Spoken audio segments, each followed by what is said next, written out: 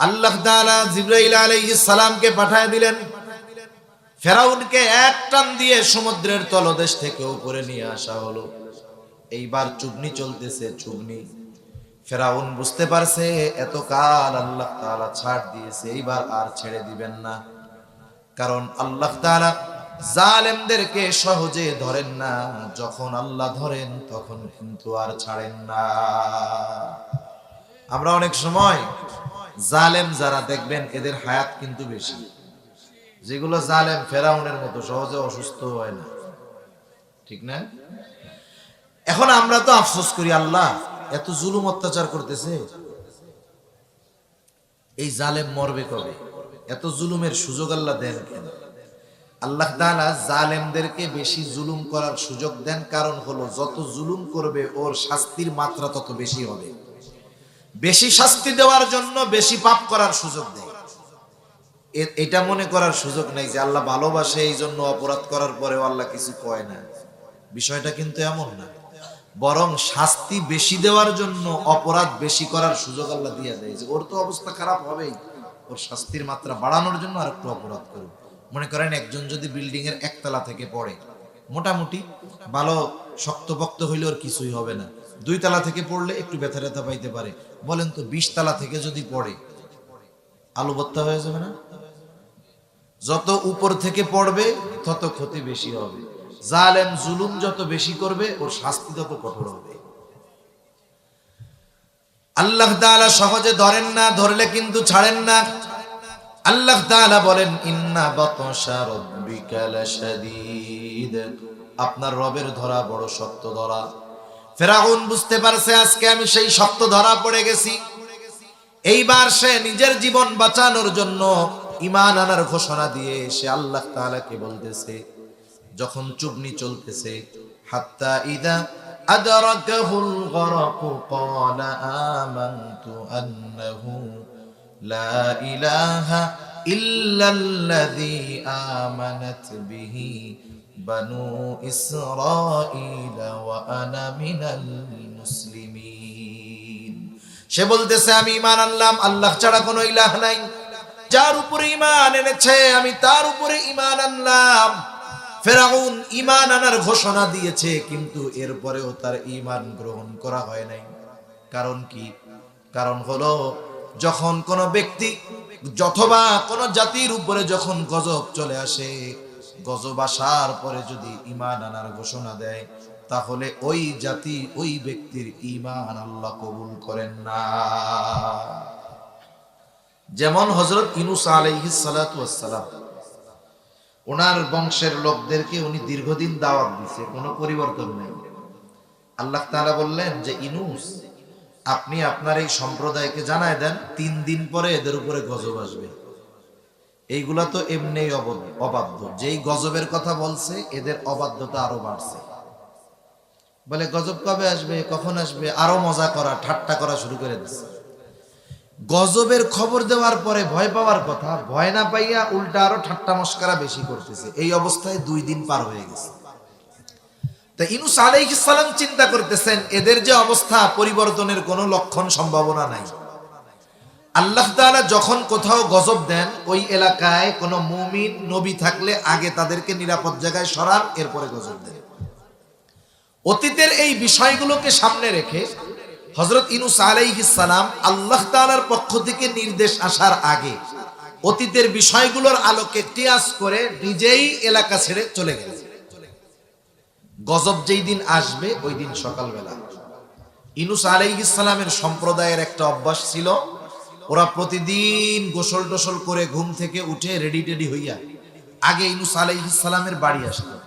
আয়েশা ওনার সাথে মজা করতো, ঠাট্টা মস্করা করতো, এরপরে দিনের কাজ শুরু করতো। এটা ছিল তাদের কন্টিনিউয়াস প্রসেস।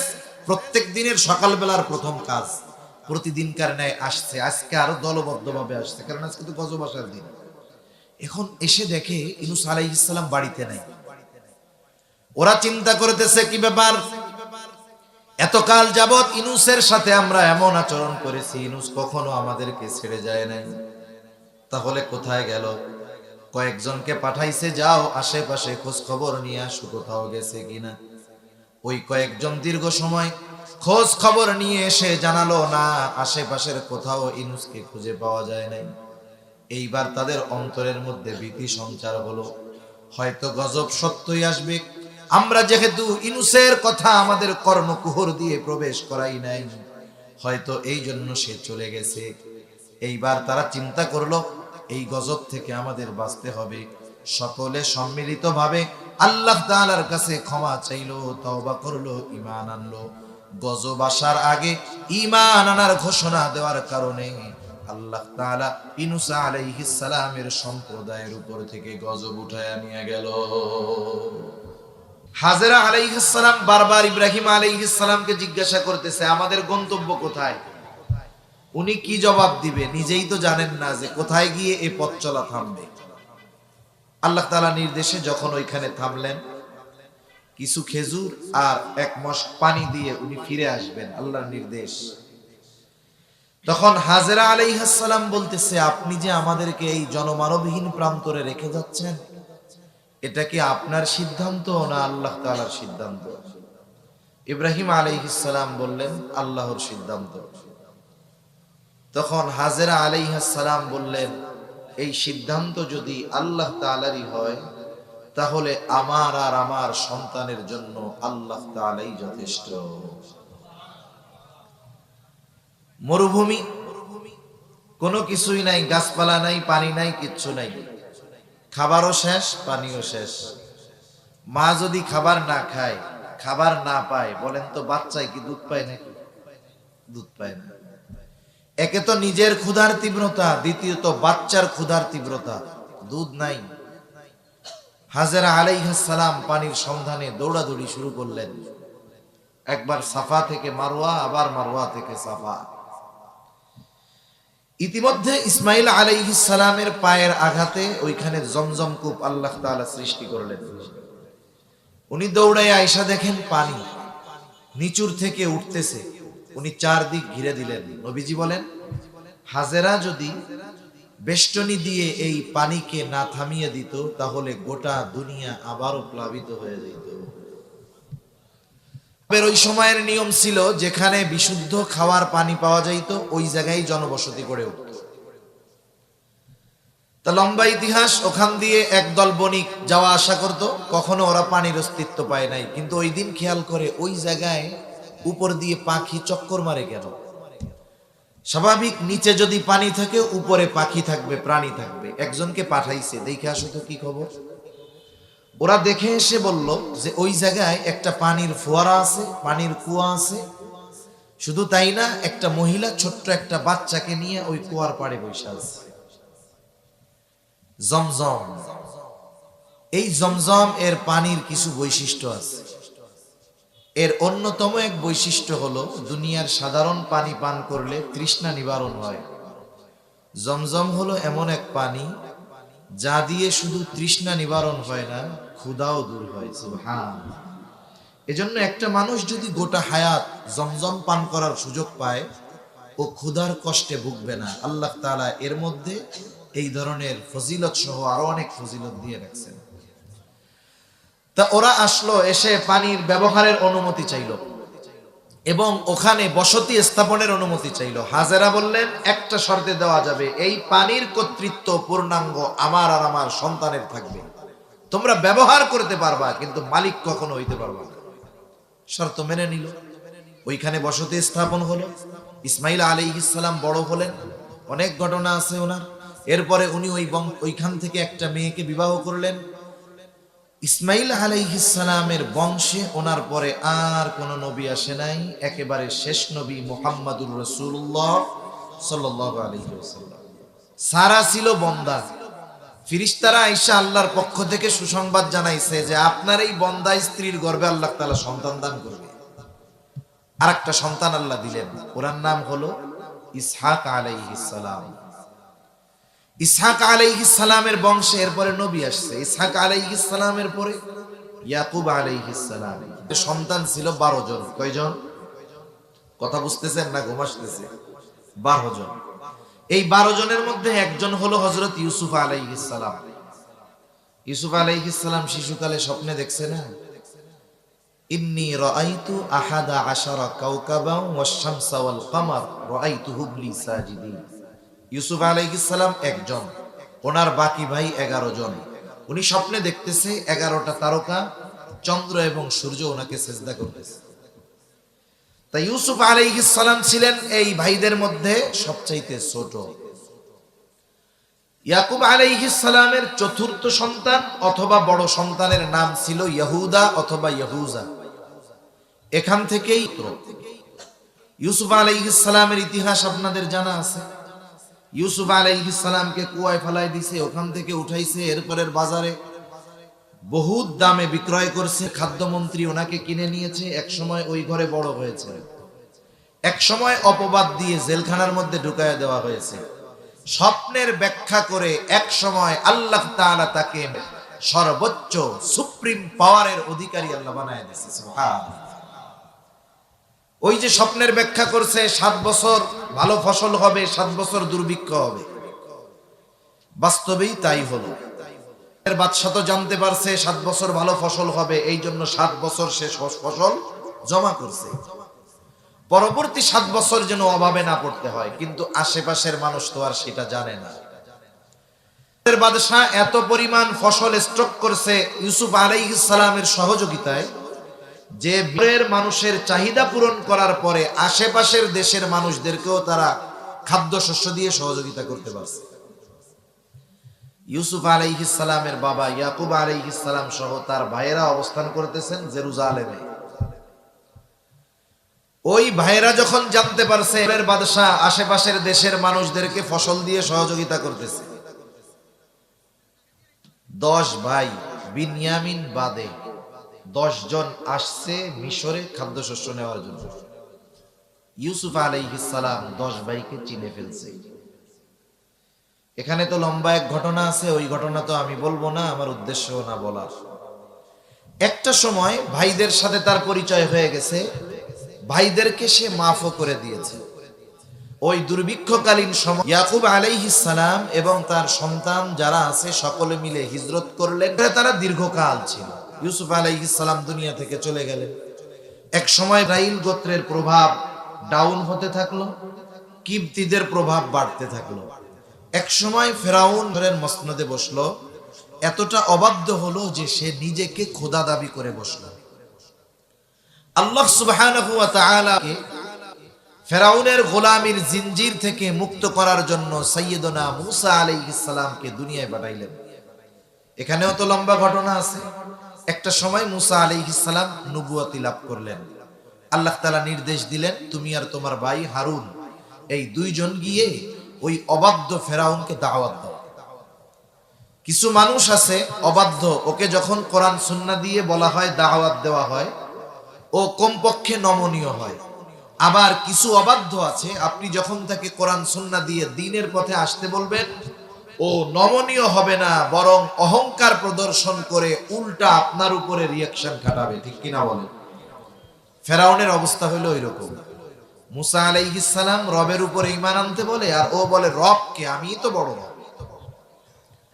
সর্বশেষ আল্লাহ তাআলা চাইলেন বলকে এই জালেমের হাত থেকে নিষ্কৃতি দিবেন এবং এর আদি নিবাসের কর্তৃত্ব আল্লাহ তাআলা ইসরাঈলদের হাতে তুলে দিবেন। কারণ ওই সময় গোটা দুনিয়ার মধ্যে সবচেয়ে আধুনিক এবং দামি শহর জমি ছিল উর্বর জমি। আল্লাহ তাআলা এই প্রধান এই 2টা ইচ্ছা পূরণের লক্ষ্যে মূসা আলাইহিস সালামকে বললেন, পয়গম্বর মূসা আপনি রাতের বেলা এদেরকে নিয়ে ছেড়ে চলে যাবেন। আল্লাহ তাআলার নির্দেশে মূসা আলাইহিস সালাম বরকে নিয়ে রাতের বেলা রওনা হলেন। চলতে চলতে লোহিত সাগরের পাড়ে পৌঁছায়া গেলেন। ইতিমধ্যে ফেরাউনের কাছে খবর চলে গেছে, ফেরাউন মূসা কিন্তু বনি ইসরাইলদেরকে নিয়ে মিশর ছেড়ে চলে যায়, শত্রু হাতছাড়া হয়ে গেল। ফেরাউন 6 লক্ষ সশস্ত্র সৈন্য নিয়ে মূসা আলাইহিস সালাম ও তার উম্মতদের পেছনে ধাওয়া শুরু করল। রাতের আধার কেটে গেছে, দিনের আলো ফুটে উঠছে। এমত অবস্থায় মূসা আলাইহিস সালামের উম্মত পেছনের দিকে তাকায় দেখে ফেরাউন তার বাহিনী নিয়ে তাদের দিকে ধেয়ে আসতেছে। আর ফেরাউনও দেখতে পাইল ওই যে মূসা তার বাহিনী নিয়ে সাগরের পাড়ে অপেক্ষা করতেছে। ফেরাউন চিন্তা করতেছে এইবার একেবারে শেষ করে দিব। আর বনি ইসরাইল চিন্তা করে এতকাল তো বাইসা ছিলাম, আজকে তো বাঁচার আর কোনো উপায় নাই। এই অবস্থার কথা আল্লাহ তাআলা কোরআনে বর্ণনা করেন। আল্লাহ তাআলা বলেন, فَلَمَّا تَرَاءَى الْجَمْعَانِ قَالَ أَصْحَابُ مُوسَى إِنَّا لَمُدْرَكُونَ। আল্লাহ তাআলা বলেন, যখন একদল অপর দলকে দেখতে পাইল, قَالَ أَصْحَابُ مُوسَى إِنَّا لَمُدْرَكُونَ। মূসা আলাইহিস সালামের সাথীরা বলতেছে, মূসা আমরা তো ধরা পড়ে গিয়েছি, আর বাঁচার কোনো উপায় নাই। মূসা আলাইহিস সালাতু ওয়াস সালামের উম্মতেরা প্রচন্ড হতাশ, বলে মূসা এতকাল তো বেঁচে ছিলাম, আজকে আর বাঁচার কোনো উপায় নাই, ধরা পড়েই গিয়েছি। মূসা আলাইহিস সালাতু ওয়াস সালাম হলেন বলীদের নেতা।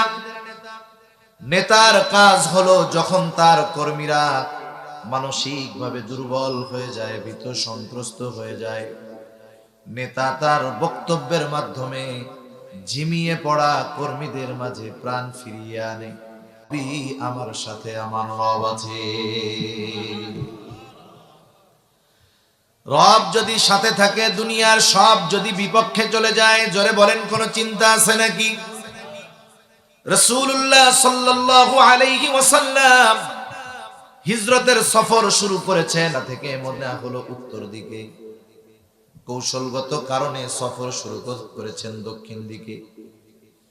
প্রায় 3.5-4 কিলোমিটারের বেশি হবে দক্ষিণ দিকে চলে গেছেন। সাওর পর্বত, ওই পাহাড়ের একটা গর্তের মধ্যে 3 দিন নবীজি আত্মগোপনে ছিলেন। কাফেররা এতটা চতুর ছিল, ওরা খুঁজতে খুঁজতে ঠিকই দক্ষিণ দিকে ওই সাওর পর্বতের গর্তের একেবারে কাছে গিয়ে হাজির। আবু বকর রাদিয়াল্লাহু তাআলা আনহু বলেন, আমাদের এত কাছে চলে আসছে, আমি সকলের গলার আওয়াজ শুনতেছি, চিনতেছি, কে কি বলে সব আমি বুঝতেছি, শুনতেছি। তারা আমাদের দুইজনকে খুঁজতেছিল, তারা আমাদেরকে খুঁজতেছিল। আমাদেরকে পাওয়ার জন্য তাদের বেশি দূরে যাওয়া লাগতো না। তারা যদি শুধু তাদের নিজেদের পায়ের দিকে তাকাইতো, আমাকে আর রাসূলুল্লাহ সাল্লাল্লাহু আলাইহি ওয়াসাল্লামকে দেখে ফেলতে পারতো।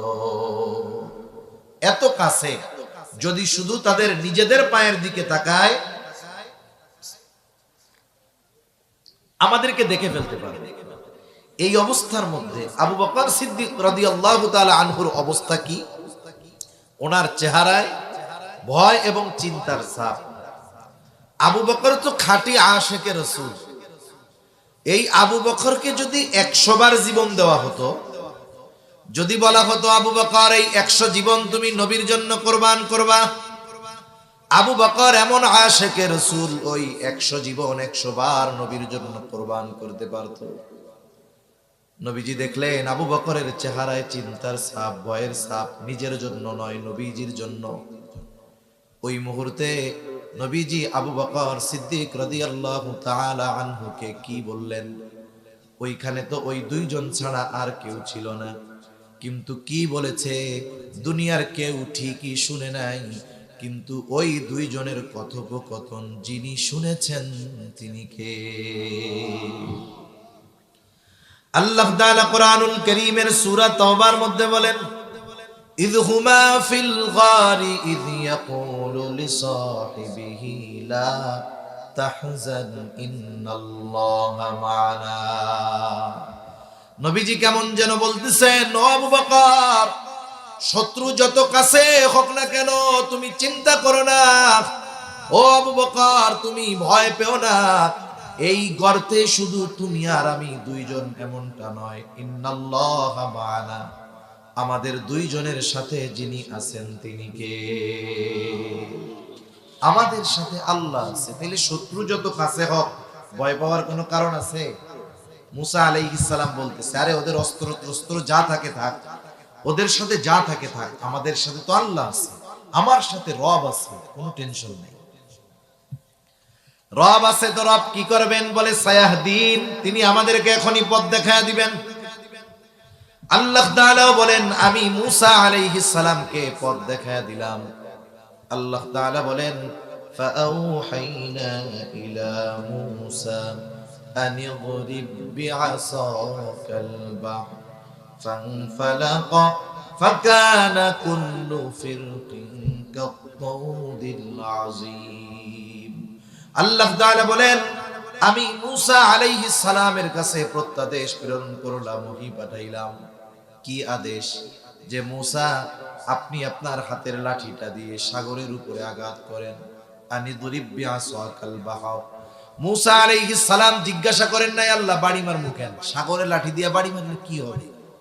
বান্দার কাজ হইল আল্লাহ আদেশ করছে ওইটা পালন করা। কি হবে কেন হবে ও সব প্রশ্ন করার টাইম প্রকৃত মুমিন বান্দার নাই, ঠিক কিনা বলেন? আদেশ দিয়েছেন আল্লাহ, কোন কারণে দিয়েছেন আমার এই সামান্য মেধা সেই কারণ বিশ্লেষণ করতে নাও পারে, কিন্তু আল্লাহ তাআলা নির্দেশ দিয়েছেন নিশ্চয়ই এর মধ্যে কোনো না কোনো যৌক্তিক কারণ রয়েছে, ঠিক কিনা? মূসা আলাইহিস সালাম সাগরের উপরে সাথে সাথে ফানফালাকা সাগর ফেটে দুই ভাগে বিভক্ত হয়ে গেল। আল্লাহু আকবার বলেন। শুধু তাই না, ফাকানা কুল্লু ফিরকিন কাত-তাউদিল আযীম। দুই ভাগ দুই দিকে সরে গিয়ে পাহাড় সদৃশ্য উঁচু দেয়ালের মতো হয়ে গেছে, মধ্যে দিয়ে ফাঁকা হয়ে গেছে, পানিগুলো সরে গেছে। বনী ইসরাঈলের 12 গোত্রের জন্য 12টা রাস্তা হয়ে গেছে আল্লাহ তাআলার নির্দেশে।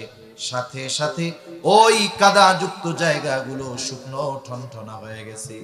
আজকে সমুদ্রের তলদেশ দিয়ে আমাদেরকে টানেল দেখায়া বুঝ দেওয়া হয়, যেই টানেল এখন এত প্রচার প্রসার করা হচ্ছে, আল্লাহ তাআলা প্রায় 5000 বছর আগে সমুদ্রের তলদেশ দিয়ে বনী ইসরাঈলকে রাস্তা বানায় দেখায় দিয়েছে। আল্লাহ তাআলা কোরআনুল কারীমের আরেক জায়গায় বলেন وجاوزنا ببني إسرائيل البحر فأتبعهم فرعون بجنوده بغيا وعدوا। আল্লাহ তাআলা বলেন আমি বনীদেরকে সাগর পার করায় দিলাম। বনীরা এবার ওই শুকনা ঠনঠনা রাস্তা দিয়ে সাগর পার হচ্ছে। ওরা যখন মাঝ রাস্তা অতিক্রম করলো, ফেরাউন তার বাহিনী নিয়ে সমুদ্রের পাড়ে রাস্তার কাছে আসছে। ফেরাউন খুব ভালো মতো জানে যেই রাস্তায় বনী ইসরাইল বিপদ থেকে বেঁচে নিরাপদের দিকে ছুটে যায়, এই রাস্তা আমার জন্য নিরাপদ না। এরপরেও মানুষ যখন অহংকারচ্ছন্ন হয়ে পড়ে, মানুষ যখন প্রতিশোধ পরায়ণ হয়ে পড়ে, ওই সময় এমন কিছু সিদ্ধান্ত সে নিয়ে বসে যা তার গোটা জীবনের চূড়ান্ত ধ্বংসের কারণ হয়ে দাঁড়ায়। আল্লাহ তাআলা সেই কথাই বলেন ফাতবাআহুম ফিরআউন বিজুনুদিহি বাগিয়ান ওয়া আদওয়া। ফেরাউন তাদের উপরে শত্রুতা বশত অহংকার করে সীমা লঙ্ঘন করে ফেরাউন তার সৈন্য সামন্ত সহ মূসা আলাইহিস সালাম ও তার সাথীদের পেছনে অনুসরণ করা শুরু করলো। ফেরাউন তার বাহিনী নিয়ে পৌঁছিয়েছে মাঝ রাস্তায়, আর বনী ইসরাঈল অপর প্রান্তে উঠে গেল। বলেন তো, রাস্তা যাদের জন্য বানানো হয়েছে তাদের ব্যবহার শেষ, এখন আর রাস্তার কোনো দরকার আছে নাকি? একটু জোরে বলেন না, আছে নাকি? আর রাস্তার কোনো দরকার নাই। আল্লাহ তাআলা এবার পানিকে নির্দেশ দিলেন, পানি তুমি আগের অবস্থায় ফিরে যাও। আল্লাহ তাআলা হলেন এমন এক মহান সত্তা, তিনি যখন কিছু করতে চান শুধু বলেন হও, সেটা তৎক্ষণাৎ হয়ে যায়। আল্লাহ তাআলা বলেন ইন্নামা আমরুহু ইযা আরাদা শাইআন আন ইয়াকুলা লাহু কুন ফায়াকুন। যখন ফেরাউন আর তার বাহিনীর উপরে দুই দিকের পানি একসাথে পড়ছে, একটাও সমুদ্রের নিচে থেকে উপরে আসতে পারে নাই, আল্লাহ তাআলা জিবরাইল আলাইহিস সালামকে পাঠিয়ে দিলেন। ফেরাউনকে এক টান দিয়ে সমুদ্রের তলদেশ থেকে উপরে নিয়ে আসা হলো। এইবার চুবনি চলতেছে, চুবনি। ফেরাউন বুঝতে পারছে এতকাল আল্লাহ তাআলা ছাড় দিয়েছে, এইবার আর ছেড়ে দিবেন না।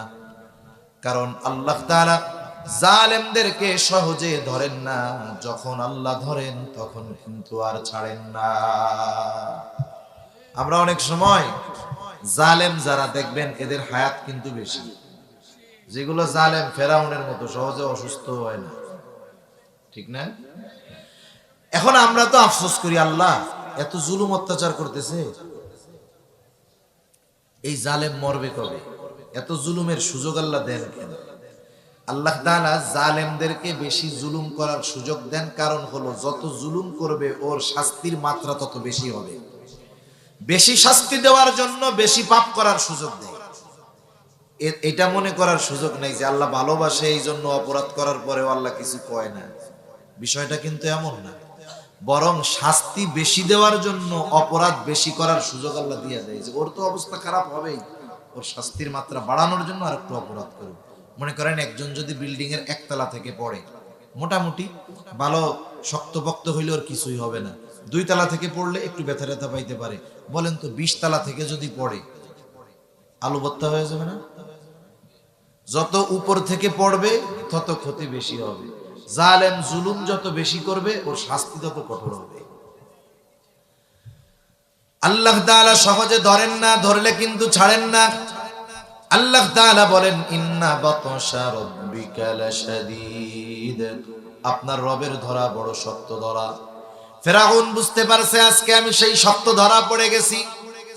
এইবার সে নিজের জীবন বাঁচানোর জন্য ঈমান আনার ঘোষণা দিয়ে সে আল্লাহ তাআলাকে বলতেছে, যখন চুবনি চলতেছে, হাত্তা ইদা আদরাকাহুল গরক ক্বালা আমানতু আন্নাহু লা ইলাহা ইল্লাল্লাযী আমানাত বিহি বানু ইসরাঈল ওয়া আনা মিনাল মুসলিমিন। সে বলতেছে আমি ঈমান আনলাম আল্লাহ ছাড়া কোনো ইলাহ নাই, যার উপরে ঈমান এনেছে আমি তার উপরে ঈমান আনলাম। ফেরাউন ঈমান আনার ঘোষণা দিয়েছে, কিন্তু এরপরেও তার ঈমান গ্রহণ করা হয় নাই। কারণ কি? কারণ হলো যখন কোন ব্যক্তি অথবা কোন জাতির উপরে যখন গজব চলে আসে, গজব আসার পরে যদি ঈমান আনার ঘোষণা দেয়, তাহলে ওই জাতি ওই ব্যক্তির ঈমান আল্লাহ কবুল করেন না। যেমন হযরত ইউনূস আলাইহিস সালাতু ওয়াস সালাম, ওনার বংশের লোকদেরকে উনি দীর্ঘদিন দাওয়াত দিয়েছে, কোনো পরিবর্তন নেই। আল্লাহ তাআলা বললেন যে ইউনূস, আপনি আপনার এই সম্প্রদায়কে জানায় দেন 3 দিন পরে এদের উপরে গজব আসবে। এইগুলা তো এমনি অবাধ্য, যেই গজবের কথা বলছে এদের অবাধ্যতা আরো বাড়ছে। বলে গজব কবে আসবে, কখন আসবে, আরো মজা করা ঠাট্টা করা শুরু করে দিচ্ছে। গজবের খবর দেওয়ার পরে ভয় পাওয়ার কথা, ভয় না পাইয়া উল্টা আরো ঠাট্টা মস্করা বেশি করতেছে। এই অবস্থায় 2 দিন পার হয়ে গেছে। তা ইউনূস আলাইহিস সালাম চিন্তা করতেছেন এদের যে অবস্থা, পরিবর্তনের কোনো লক্ষণ সম্ভাবনা নাই। আল্লাহ তাআলা যখন কোথাও গজব দেন, ওই এলাকায় কোনো মুমিন নবী থাকলে আগে তাদেরকে নিরাপদ জায়গায় সরান, এরপরে গজব দেন।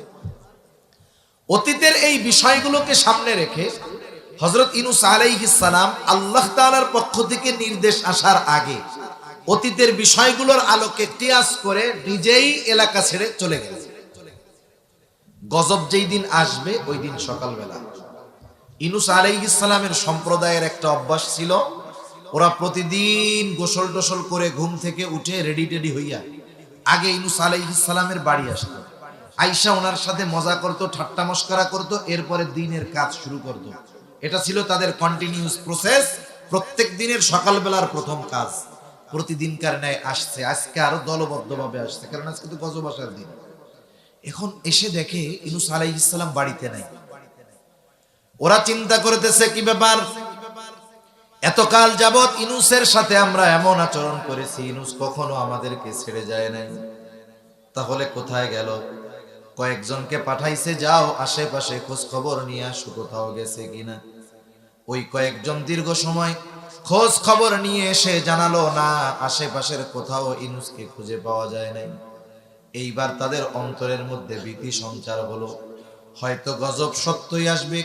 আমরা যেহেতু ইউনূসের কথা আমাদের কর্ণকুহর দিয়ে প্রবেশ করাই নাই, হয়তো এই জন্য সে চলে গেছে। এইবার তারা চিন্তা করলো এই গজব থেকে আমাদের বাঁচতে হবে।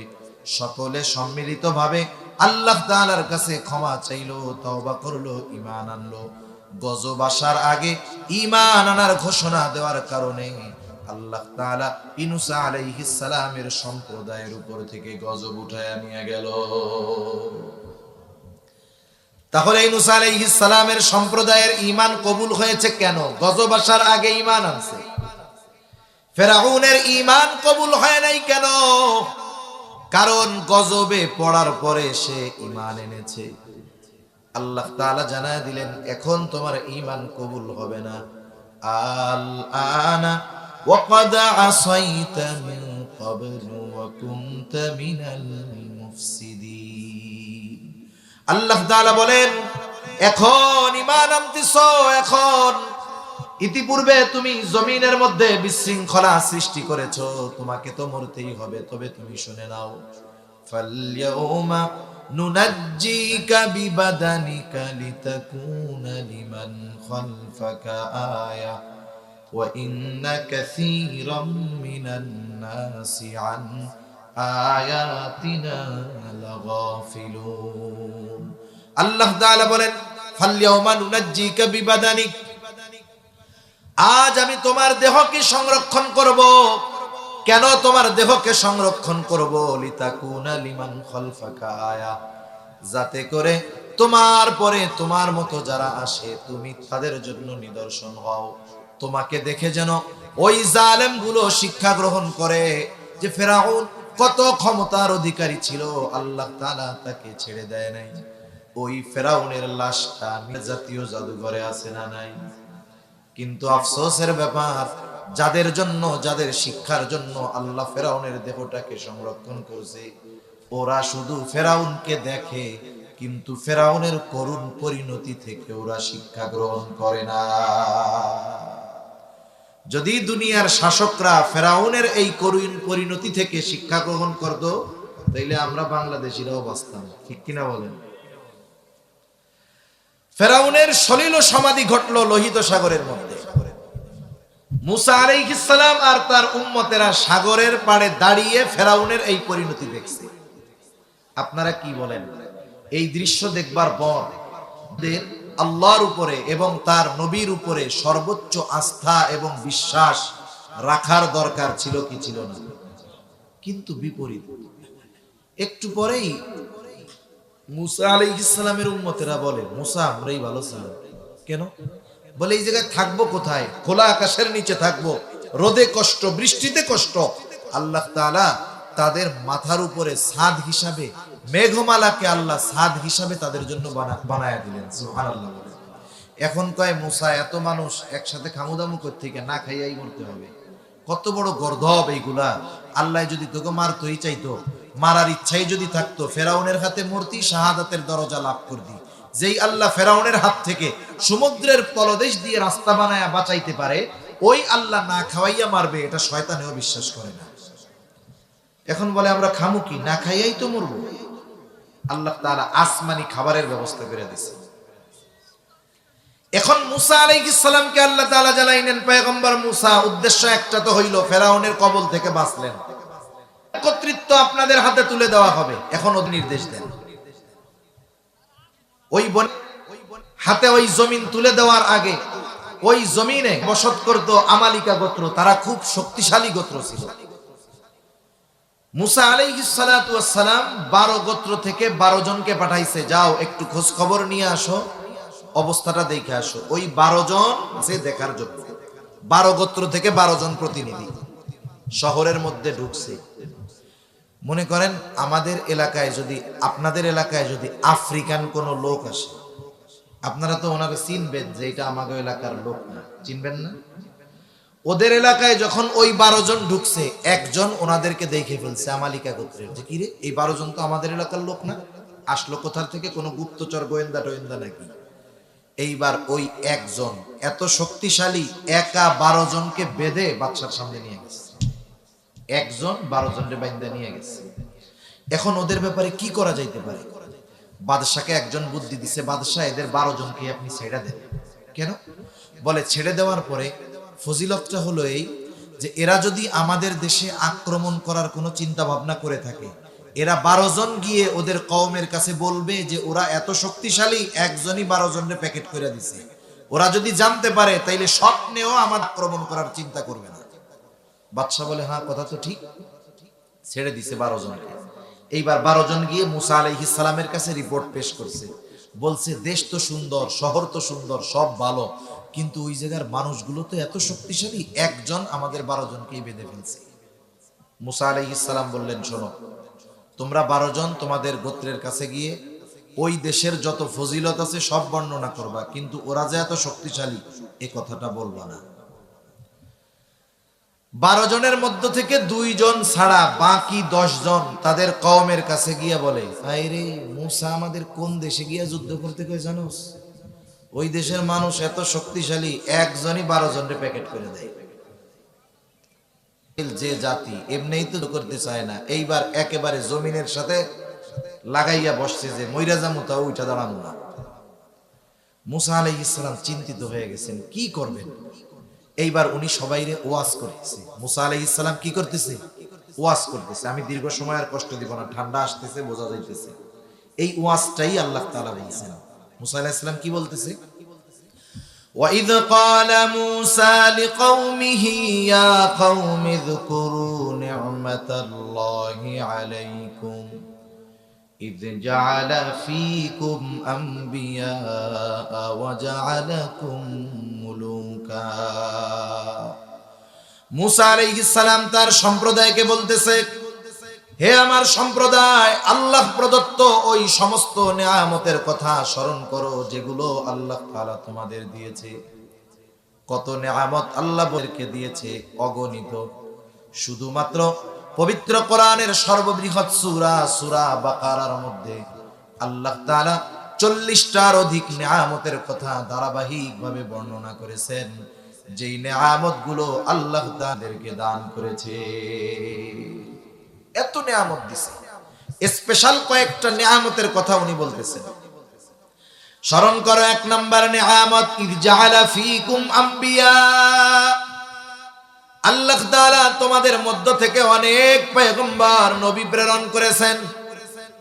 ইয়াকুব আলাইহিস সালামের পর থেকে নিয়ে ঈসা আলাইহিস সালাম পর্যন্ত ইসরাঈলদের মধ্যে ধারাবাহিকতার ক্রমান্বয়ে নবী আসছে। নবীজি বলেন কখনো নবী শূন্য হয় নাই। একজন মারা গেছে তো আল্লাহ তাআলা আরেকজনকে নবুয়তি দিয়া ওই শূন্য স্থান পূরণ করে দিয়েছে।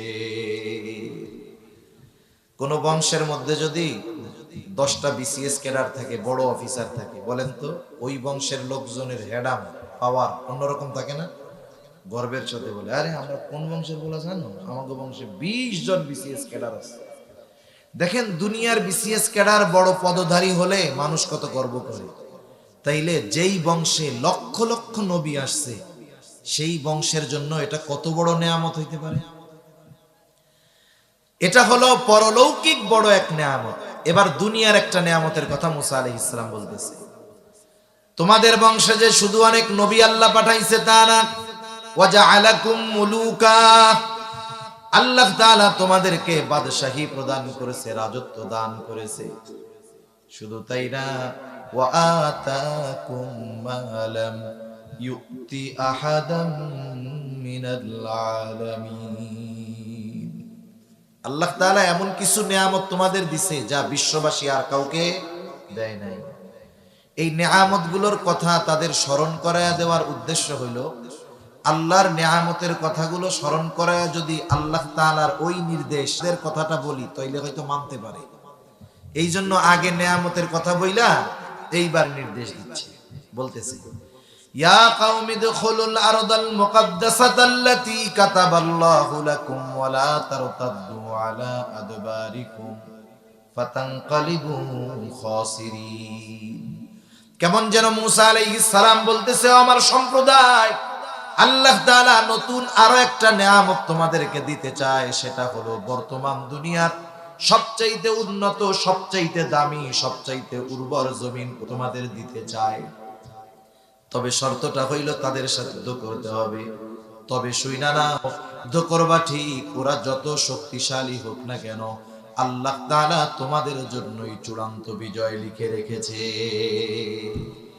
এই জন্য মুসা আলাইহিস সালাম বলতেছে, হে আমার সম্প্রদায়, তোমরা ওই পবিত্র জমিনের মধ্যে প্রবেশ করো, আল্লাতী কাতাবাল্লাহু লাকুম, যেই জমিনের মালিকানা আল্লাহ তোমাদের জন্য লিখে দিয়েছে, তোমরা সেই জমিনের মধ্যে ঢুকে পড়ো। তবে শর্ত হইল, সামনের দিকেই শুধু যাবা, পেছনের দিকে ফিরবা না।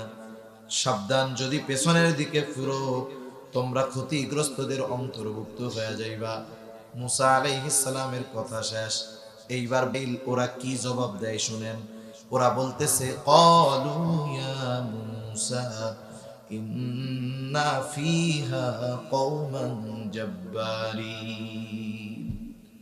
মুসা, আপনি যতই অতীতের নেয়ামতের কথা স্মরণ করায় দেন, যতই আপনি জয়ের ঘোষণা দেন, আমরা তো শুনছি ওরা 1-12 জনের প্যাকেট করে ফেলে, ওরা অনেক শক্তিশালী এক জাতি। সুতরাং ইন্না লান নাদখুলাহা হাত্তা ইয়াখরুজু মিনহা, আমরা কখনোই ওইখানে প্রবেশ করব না যতক্ষণ না তারা ওইখান থেকে বের হয়।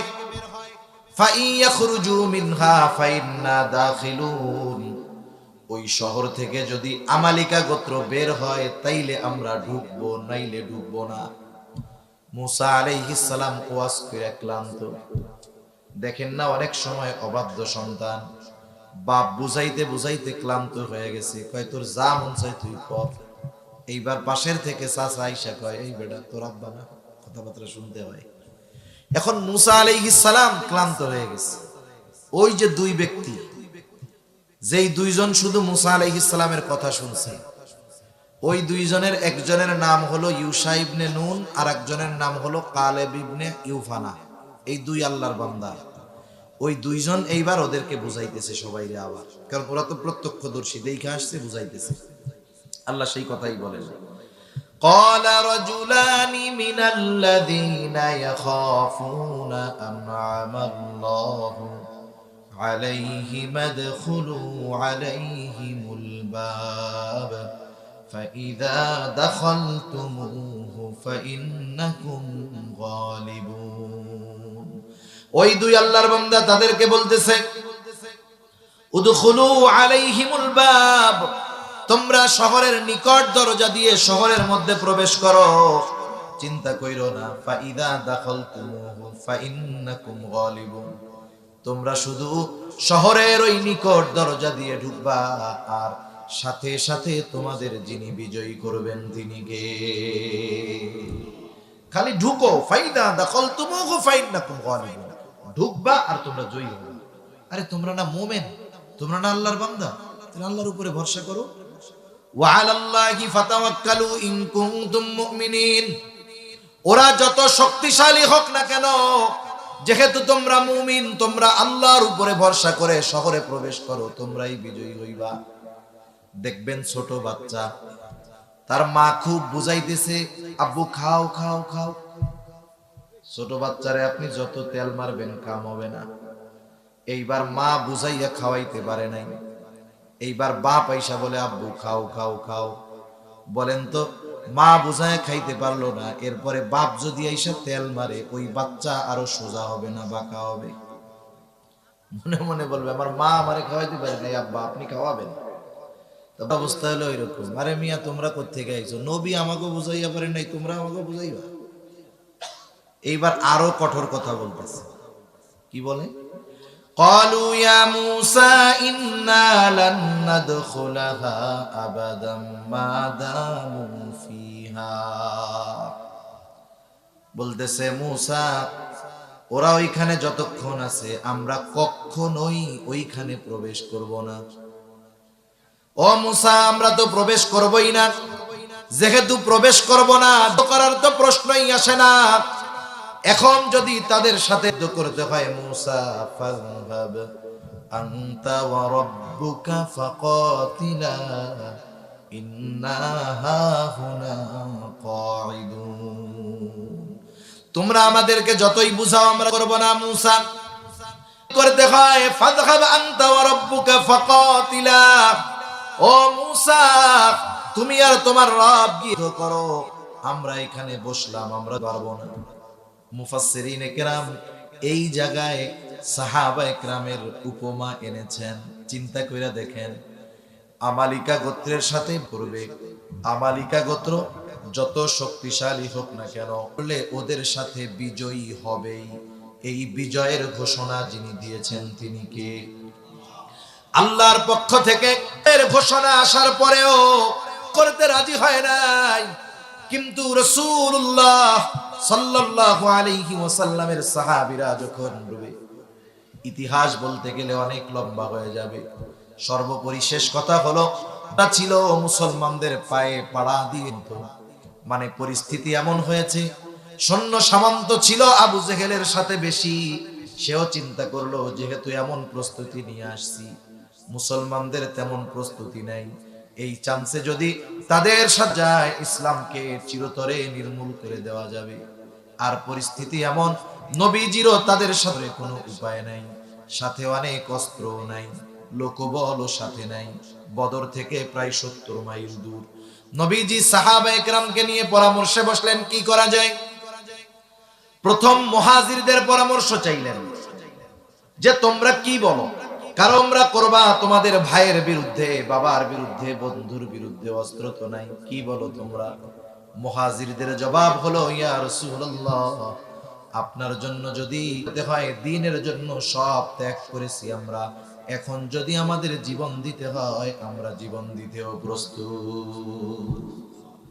মুহাজিরদের সমর্থন পাওয়া গেল, কিন্তু সংখ্যায় আনসাররা বেশি ছিল। নবীজি চিন্তা করতেছেন, এখন যদি আনসারদের বলি 2 বছর হইছে মাত্র আসছি আমরা, বলবে যে দেখছো কত সাহায্য করলাম, জায়গা জমি দিলাম, থাকার জায়গা দিলাম, এখন দেখি যুদ্ধ করে দেব। নবীজি চিন্তায় আছেন। মুহাজিরদের পরামর্শ তো পাইলেন যে ওরা রাজি, আনসারদের জিজ্ঞাসা করতেছে তোমরা কি বলো। সাদ ইবনে মুআজ রাদিয়াল্লাহু তাআলা আনহু আনসারদের মধ্য থেকে দাঁড়ায় গেলেন, বলে ইয়া রাসূলুল্লাহ, আপনি আমাদের পরামর্শ চান যে আমরা রাজি কিনা, আপনি আমাদের কথা শুনে নেন। ইয়া রাসূলুল্লাহ, আপনি যদি আমাদেরকে সমুদ্রের তীরে লাইন ধরে দাঁড় করায়া দেন, আর যদি নির্দেশ দেন যে তোমরা এখনই সমুদ্রের বুকে ঝাঁপায় পড়ো, ইয়া রাসূলুল্লাহ, নির্দেশ দেওয়ার পরে আপনি তাকায় দেখবেন আপনার নির্দেশ দেওয়ার পর একটা মানুষও সমুদ্রের তীরে দাঁড়ায় থাকবে না, আপনার নির্দেশের সাথে সাথে সকলে সমুদ্রে ঝাঁপায়া পড়বে, জিজ্ঞাসাও করবে না কেন ঝাঁপায়া পড়বে। আরেকজন বলতেছে, ইয়া রাসূলুল্লাহ, আপনি চিন্তা করেন কেন, আমরা আপনার সামনে পেছনে ডানে বামে চতুর্দিকে অবস্থান নিয়ে এমন ভাবে দেব যে আপনি খুশি হয়ে যাবেন। চিন্তা করে দেখেন, 313 জন গুছায় পাওয়া গেছে, 313টা তলোয়ার নাই, সর্বসাকুল্য 100 তলোয়ার ছিল। ওই দিক দিয়া 1000 তৎকালীন সময়ের আধুনিক সমরাস্ত্রে সুসজ্জিত শত্রু, আর একদিকে 3 ভাগের 1 ভাগ আবার অস্ত্রের দিক দিয়েও দুর্বল। সাহাবায়ে কেরাম এই কথা বলে নাই, ও পয়গম্বর, যে করব আমাদের অস্ত্র কোথায়। ওরা জানে ওরা আমাদের চাইতে অস্ত্রের দিক দিয়ে সবল হতে পারে, কিন্তু সাহাবায়ে কেরামের নবীর প্রতি এমন মহব্বত, আল্লাহর প্রতি এমন আস্থা ছিল, নবীজি পরামর্শ চাওয়ার সাথে জন্য তারা রাজি হয়ে গেল। ওই সময়